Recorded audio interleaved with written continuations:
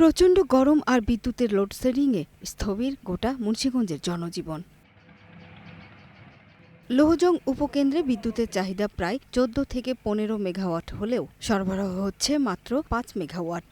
চাহিদার তুলনায় অপ্রতুল সরবরাহের কারণে দীর্ঘ সময় বিদ্যুৎ বিচ্ছিন্ন থাকছে। এতে বেশি ভোগান্তিতে পড়েছেন কৃষক, শ্রমিক, চাকরিজীবী ও দিনমজুররা।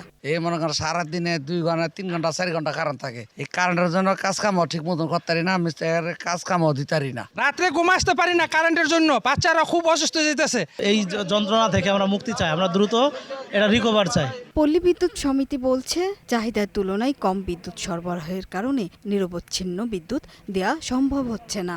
আমাদের ছিল 202 মেগাওয়াট ডিমান্ড, সেই সময় আমি পেয়েছি 156 মেগাওয়াট, প্রায় 46 মেগাওয়াট আমাদের ঘাটতি ছিল।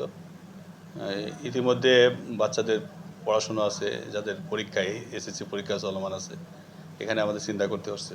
এছাড়া সম্প্রতি টিকাদান কর্মসূচি চলছে। একই অবস্থা ঘাটাইল সহ পুরো টাঙ্গাইল জেলায়।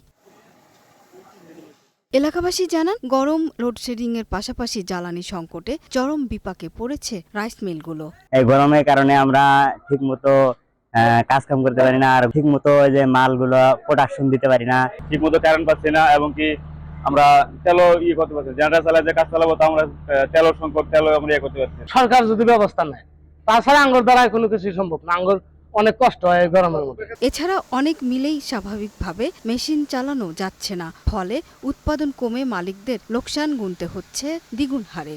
জ্বালানি সংকটের কারণে সরকার যেভাবে আমাদেরকে বিদ্যুৎ সাপ্লাই দিচ্ছে, সেভাবে আমরা অনেক টাকা প্রতিদিন লোকসান গুনতে হচ্ছে। এ অবস্থা থেকে কবে মুক্তি মিলবে সেই অপেক্ষায় রয়েছেন গ্রাহকরা। সুরাইয়া অনু, গ্রিন নিউজ ডেস্ক।